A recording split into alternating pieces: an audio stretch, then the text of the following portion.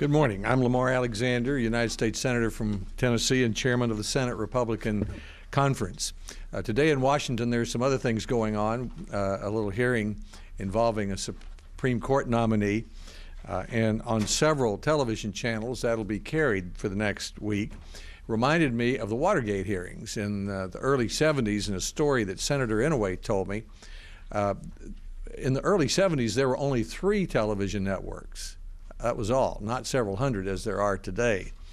And the Watergate hearings only involved 7 senators, 4 Democrats and 3 Republicans. Sam Ervin was the chairman, a Democrat. Howard Baker was the ranking Republican.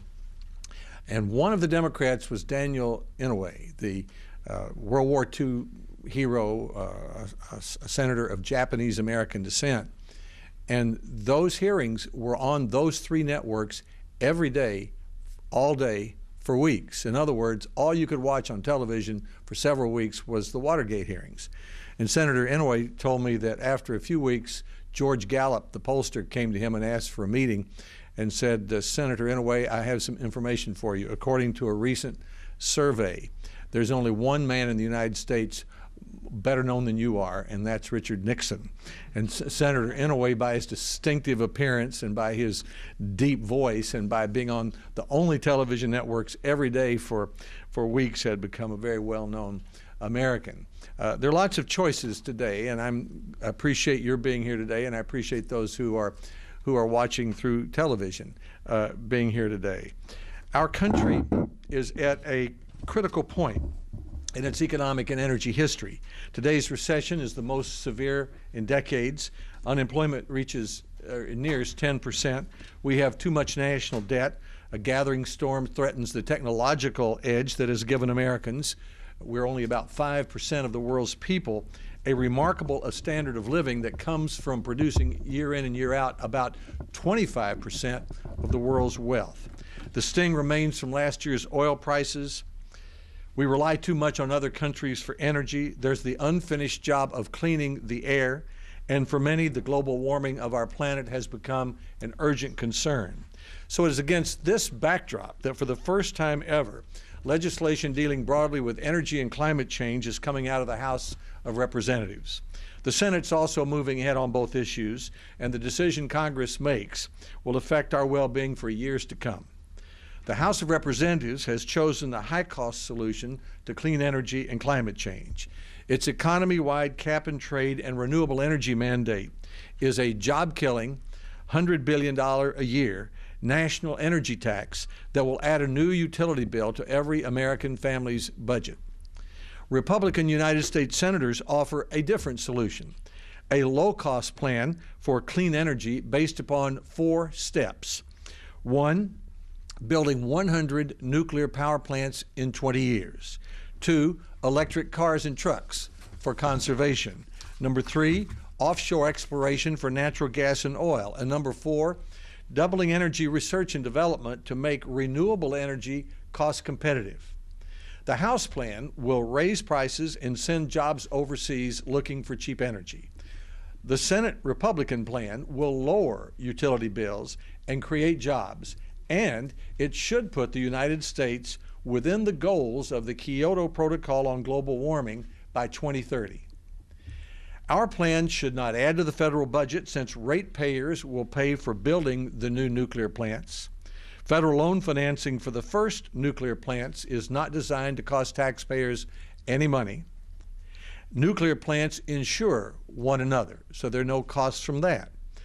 Offshore exploration for oil and gas, which is part of our plan, should produce enough royalty revenues to pay for programs to encourage electric cars and trucks.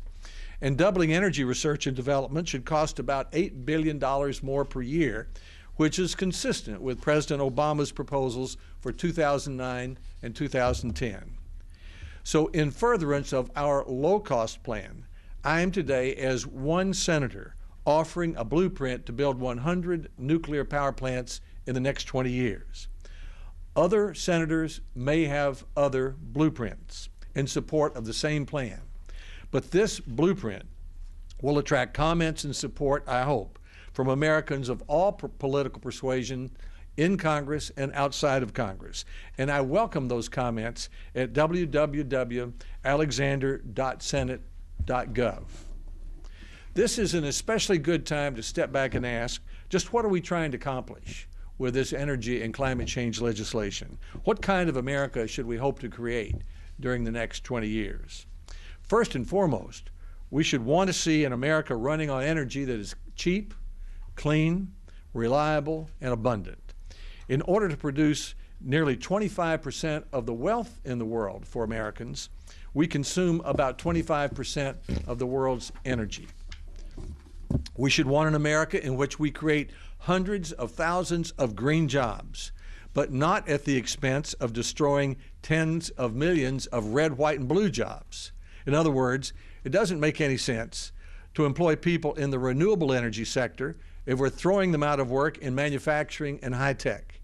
That's what will happen if these new technologies raise the price of electricity and send manufacturing and other energy-intensive industries overseas searching for cheap energy.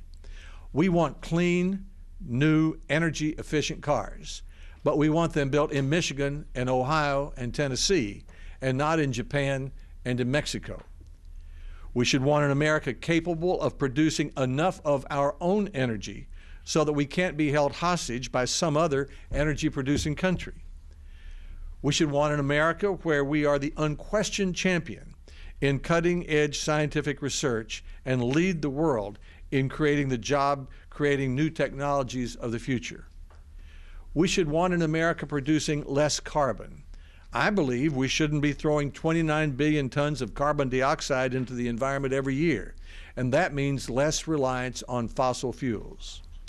And an America with cleaner air, where smog and soot in Los Angeles and in the Great Smoky Mountains is a thing of the past, and where our children are less likely to suffer asthma attacks brought on by breathing pollutants.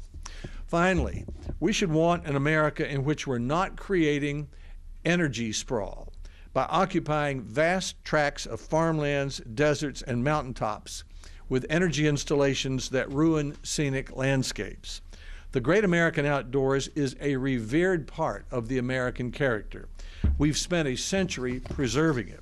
There is no need to destroy the environment in the name of saving the environment. None of these goals, the ones I've just outlined, are met by the House of Representatives Waxman-Markey bill. What started out as an effort to address global warming by reducing carbon emissions has ended up as a contraption of taxes and mandates that will impose a huge and unnecessary burden on the economy. Renewable energy such as wind and solar and biomass and geothermal are intriguing and promising as a supplement to America's energy requirements. Yet the Waxman-Markey bill proves once again that one of the government's biggest mistakes can be taking a good idea and expanding it until it doesn't work anymore. Trying to expand these forms of renewable energy to the point where they become our prime source of energy has huge costs and obvious flaws that may be impossible to overcome. What's worse, such an effort creates a whole new problem, which some conservationists call the renewable energy sprawl, where we're asked to sacrifice the American landscape and overwhelm fragile ecosystems with thousands of massive energy machines in an effort to take care of our energy needs. For example, one big solar power plant in the western desert, where they line up mirrors to focus the sun's rays and which spread across more than 30 square miles, that's more than 5 miles on each side, produces the same 1,000 megawatts of electricity that you can get from a single coal or nuclear plant that sits on 1 square mile. To generate the same 1,000 megawatts with wind, you would need 270 square miles of 50-story wind turbines. Generating 20% of our nation's electricity from wind would cover an area about the size of West Virginia. And to those of us in the Southeast where the wind blows less than 20% of the time, they say, well, use biomass, which is burning wood products, a sort of controlled bonfire. That's a good idea. It might reduce forest fires and conserve resources, But let's not expect too much. We'd need a forest much larger than the 550,000 acre Great Smoky Mountain National Park to feed a 1,000 megawatt biomass plant on a sustained basis. And think of the energy used and the carbon produced by the hundreds of trucks that it will take every day to haul that stuff to that one plant. Already we're beginning to see the problems. Boone Pickens, who has said that wind turbines are too ugly, quote, quote, to put on his own ranch, last week postponed what was to be America's largest wind farm because of the difficulty of building transmission lines from West Texas to population centers. The Sacramento, California Municipal Utility District pulled out of another huge project to bring wind energy from the Sierra Nevada for the same reason. The transmission lines were meeting too much opposition, particularly from environmental organizations. And according to the Wall Street Journal, California officials are worried that the state's renewable mandates have created a, quote, high risk to the state economy, and that the state may be short of power by 2011 if the problems continue to pile up, unquote. Now, add to that a point that many forget. Solar and wind energy is only available about 1/3 of the time because today it can't be stored. You use it or you lose it. Solar's great advantage is that the sun shines during the peak usage hours, while the wind often blows at night when there's plenty of unused electricity. But with either, if you want to make sure your lights will turn on and your factory will open its doors when you go to work, you still need the other power plants to back you up. So is this really the picture of America that we want to see in 20 years? There's a better option. Let's take another long, hard look at nuclear power. Nuclear is already our best source for large amounts of cheap, reliable, clean energy. It provides only about 20% of America's electricity, but 70% of America's carbon-free, pollution-free electricity. That's compared with approximately 6% of pollution-free, carbon-free electricity supplied by wind and solar. It is already far and away our best defense against global warming. So why not build 100 new nuclear power plants during the next 20 years? We did it before. American utilities built 100 reactors between 1970 and 1990 with their own ratepayers' money. Why can't we do it again? Other countries are already forging ahead of us. France gets 80% of its electricity from 50 nuclear reactors, and it has among the cheapest electricity rates and the lowest carbon emissions in the European Union to show for it. Japan is building reactors from start to finish in 4 years. China is planning 60 new reactors, more than the rest of the world put together, while Russia is selling its technology all over the world. India is making plans to build nuclear reactors with our help. President Obama has even said that Iran has the right to use nuclear power for energy. We Americans invented the technology. Isn't it time we got back in the game? There seem to be a couple of things holding us back, both of which are discussed at length in the blueprint which I'm presenting today. First, a failure to appreciate just how different nuclear is from other technologies, how its tremendous energy density translates into a vanishingly small environmental footprint. A uranium fuel pellet the size of a thimble contains the energy equivalent of 1,780 pounds of coal, 149 gallons of oil, or 17,000 cubic feet of natural gas.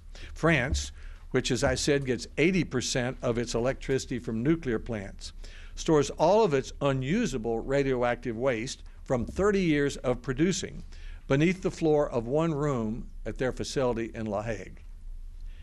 The second thing holding us back is an exaggerated fear of nuclear technology. Nuclear power plants were the result of President Eisenhower's Atoms for Peace program. The idea was to take perhaps the greatest invention of the last century and use it to provide low-cost energy to reduce poverty around the world. A nuclear power plant is not a bomb. The fissional material makes up only 4% of the reactor fuel. It would have to be enriched to 90% to make a bomb. Even then, you have complicated physics to make it explode. Nuclear plants are run completely differently today than they were when a valve failed 30 years ago at 3 Mile Island. Now operators train for 5 years before they're allowed to take the controls. They have more training than airline pilots. As for terrorist attacks, I invite you to go to YouTube and type in, quote, plane crashing into wall. There you will see a test conducted by the Department of Energy in the 1990s or the 1980s. They took a F-4 fighter jet, strapped it to a railroad track, and accelerated it to 500 miles an hour, faster than an airliner, before crashing it into a simulated nuclear containment structure. The containment structure, in other words, the nuclear plant, was fine after the crash. There wasn't much left of the airplane. There's also the misconception that nuclear plants are uninsurable and can't exist without a huge federal subsidy. There is a federal insurance program for nuclear plants called Price-Anderson, but it's never paid a dime of insurance. And today the way it works is that every one of the 104 nuclear plants in the United States can be assessed $100 million in damages for an accident at another reactor. That's another factor adding to safety consciousness. Most reactors have revenue of about $2 million a day, which pays for the $5 billion construction loans and still makes possible low rates for consumers. When the Tennessee Valley Authority restarted its Browns Ferry Unit 1 reactor just 2 years ago, TVA thought it would take 10 years to pay off the $1.8 billion construction debt. It took 3 years. When oil prices were skyrocketing, Connecticut proposed putting a windfall profits tax on the 2 nuclear reactors in the state because they were making so much money. Nuclear power is the obvious first step to a policy of clean and low-cost energy. 100 new plants in 20 years would double U.S. nuclear electricity production, making it about 40% of all electricity production. Add 10% for sun and wind and other renewables, another 10% for hydroelectric, maybe 5% for natural gas, and we begin to have a cheap as well as a clean energy policy. Step 2 for a cheap and clean energy policy is to electrify half our cars and trucks. According to estimates by Brookings Institution scholars, there's so much unused electricity at night we can also do this within 20 years without building one new power plant if we plug the vehicles in at night while we sleep. This is the fastest way to reduce dependence on foreign oil, 1, to keep fuel prices low, 2, and 3rd, to reduce by the 1/3 of carbon that comes from gasoline engines. Step 3 is to explore offshore for natural gas, it's low carbon, and oil, using less oil, but using more of our own. And the final step is to double funding for energy research and development and launch mini Manhattan projects, like the one we had in World War II, this time to meet 7 grand energy challenges: improving batteries for plug-in vehicles, making solar power cost competitive with fossil fuels, making carbon capture a reality for coal-burning power plants. I've suggested to Secretary Chu that he reserve a Nobel Peace Prize for the scientist that figures out a way to recapture carbon from existing coal plants. Safely recycling used nuclear fuel, making advanced biofuels, crops we don't eat, make them competitive with gasoline, making more buildings green buildings, and providing energy from fusion, which is recreating on the Earth what happens at the center of the sun. The difficulties with nuclear power are political, not technological, social, not economic. The main obstacle is a lingering doubt and fear in the public mind about the technology. Any progressive administration that wishes to solve the problem of global warming without crushing the American economy should help the public resolve these doubts and fears. What is needed boils down to two words: presidential leadership. We can't wait any longer to start building our future of clean, reliable, and affordable energy. The time has come for action. We can revive America's industrial and high-tech economy with the technology we already have at hand. The only requirement is that we open our minds to the possibilities and potential of nuclear power. As we do, our policy of cheap and clean energy based on nuclear power, electric cars, offshore exploration, and doubling energy R&D will help family budgets and create jobs. It will also prove to be the fastest way to increase American energy independence, clean the air, and reduce global warming. I hope you will let me know your thoughts at www.alexander.senate.gov. You will find on our website a copy of this blueprint for 100 new nuclear power plants in 20 years. I thank you, and I'd be glad to take a few questions.